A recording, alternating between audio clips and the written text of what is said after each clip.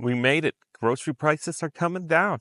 So this video, I'm going to explain to you why this might not even be the best option for us, because as I know corporate America, they're going to figure something out to get us back.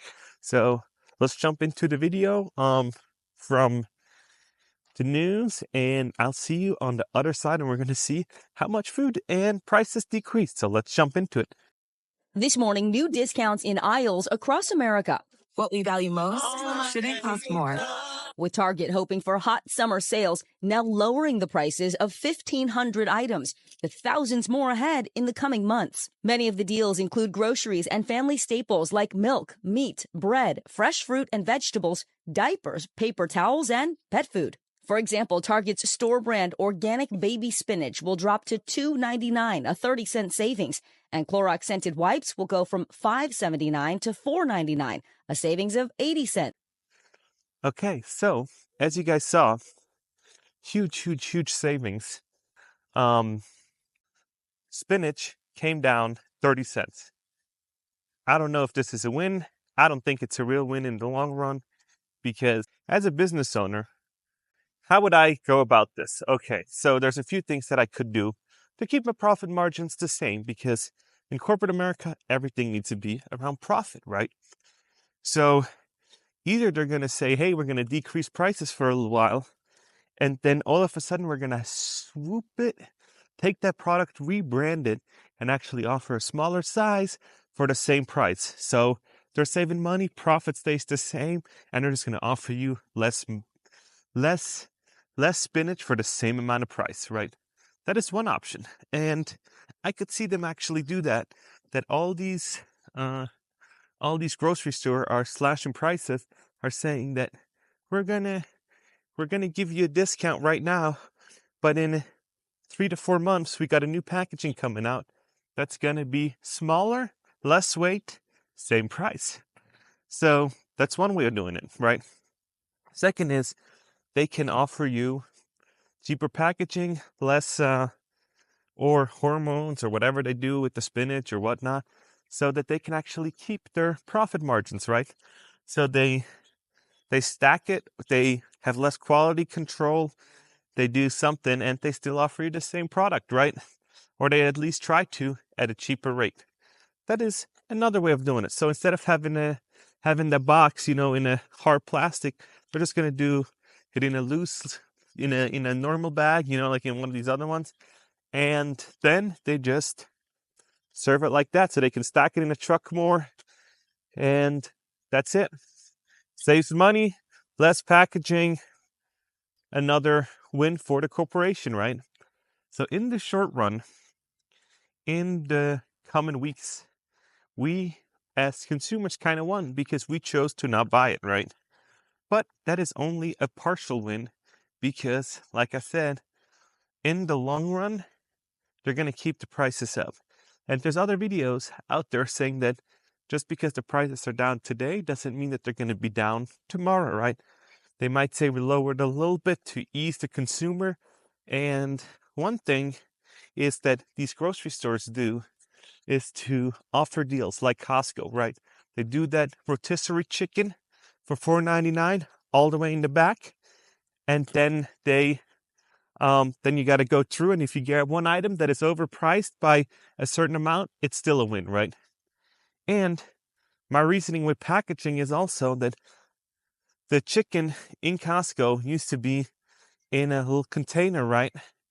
And I don't know if it has gone up yet or not, but it also is now in a plastic bag, right? So it's cheaper for them to produce. They can keep the cost lower because it's not hard plastic. And the other chicken is just in a loose bag, right? Almost like your spinach. So that is one way how you can cost yourself as a business owner, how you can save yourself a lot of money and don't have that big cost, right? So is it good for the consumer? I don't think so. I think those are not true wins. I think they're partial wins. But these places, they make so much money, and that isn't really what matters. I think they just they can eat the cost for 3 to 4 months, come up with new packaging, and be done with it. So it's kind of sad to see, but hey, this is where Americans corporations are real winners. They always, they always got, they always win. And I hate to say it, but that's just how it goes. And I feel like when people go out and go to Target and they go to other grocery stores, you can't really feel it because the groceries have been so expensive over the last, 2 to 3 years that discounting them by 30 cents or discounting Clorox wipes for like 80 cents isn't gonna ease the consumer. I don't think that somebody's gonna go to the grocery store and be like, I just scored. I got this whole this whole shopping basket for less money now.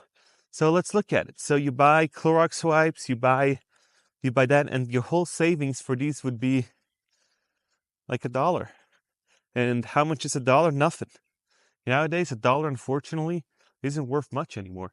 So when you're looking at it from a perspective of how much, a grocery basket is, it's just too expensive. It's too expensive for the consumer. It's too expensive for average Americans.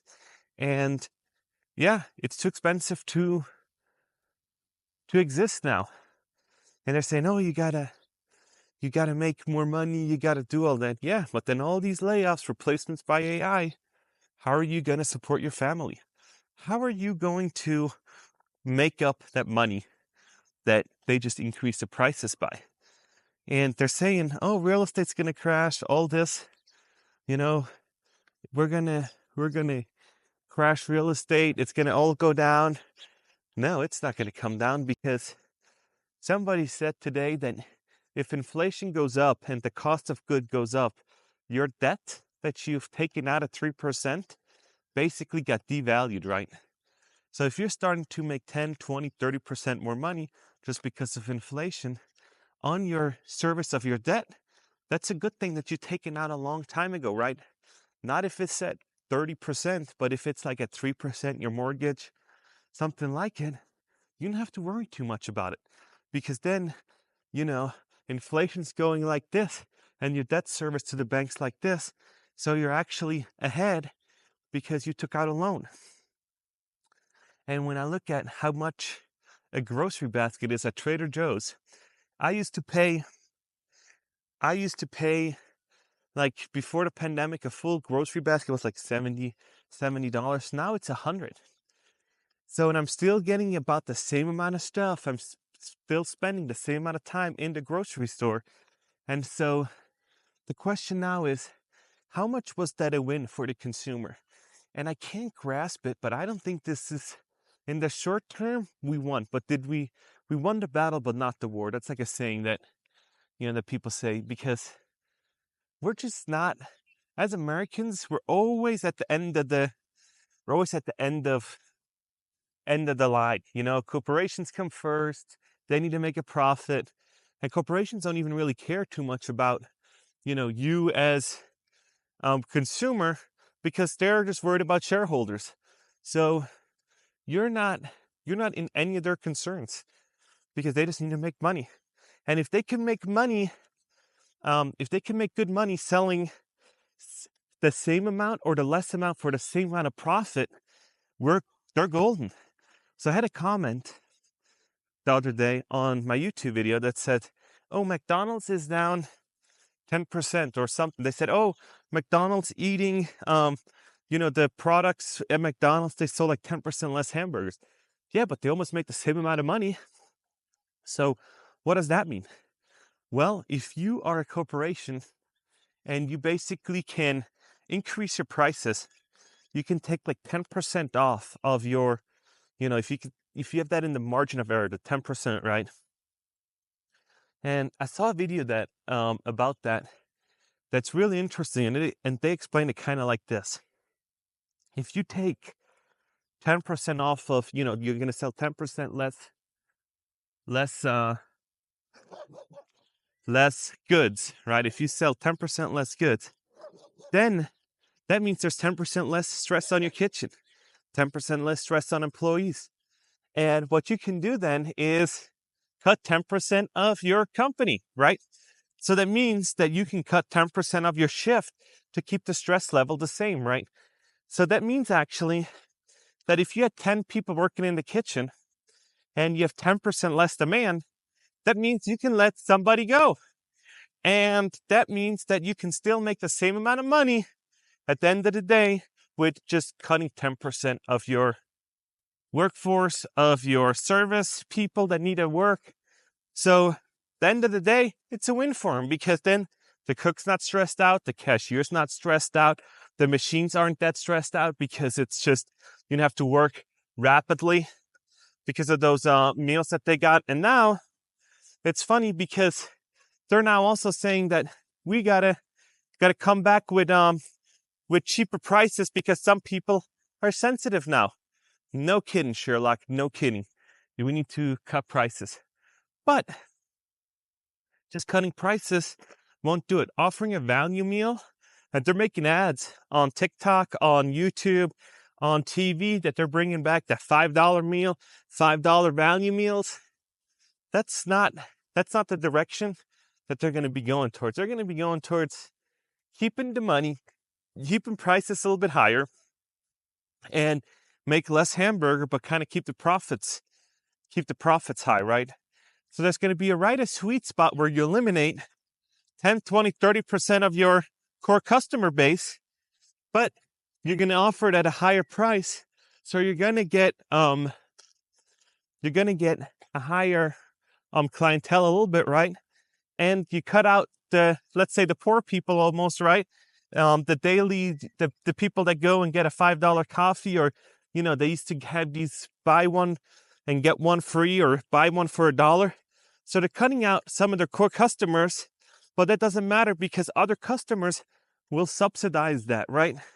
And when you subsidize it with something else, with a more high value customer that doesn't mind spending $19 on a meal, that is probably like a McMuffin or something. You buy one for $1. So that's $4. And somebody else comes in and spends 19 on a Big Mac meal. Then they're like, hey, why do we need to sell, four McMuffins, or two McMuffins for $5? So according to that, to 20, so that is two, so to get the same amount of revenue, they need to make 8 McMuffins, because 2 of them are for $5 or something, because, buy one, get one for $1. So, or just one Big Mac for the same amount of $19 or something like it. So let me know in the comments below if that is something that you would do too as a business owner. It's a savvy move because you're making less, you're having your people work less, same amount of money, and you offer basically way less food. So you're going to cut prices on trucks, the trucks that need to haul to your store. You cut prices kind of everywhere, and you still got $19 at the end of the day, and your hamburger cook was only doing a one-time deal rather than cooking it for 8 times, right? So really interesting economics, when you look at it. I just know from, having a failed yogurt store business, kind of know how the pricing works, because, you increase pricing, you decrease the products and all that kind of stuff. So yeah, interesting. Very, very interesting. And we are so worried about making it to next day. It's so crazy. Just trying to make it to the next paycheck, trying to make it to the next week without, spending too much on credit cards and debt and all that, while these big ass corporations rake in by the billions and hundreds of millions in profits that they distribute back to shareholders and all this kind of other stuff. And we're just here trying to make it to the next day without any type of, without causing a rust or anything else. And Chipotle's in the same boat with their portion sizes and how they've been trying to get canceled, if you've been on social media watching that. So let me know in the comments below if you think that's a win. or if that's a loss. And I will see you in the next video.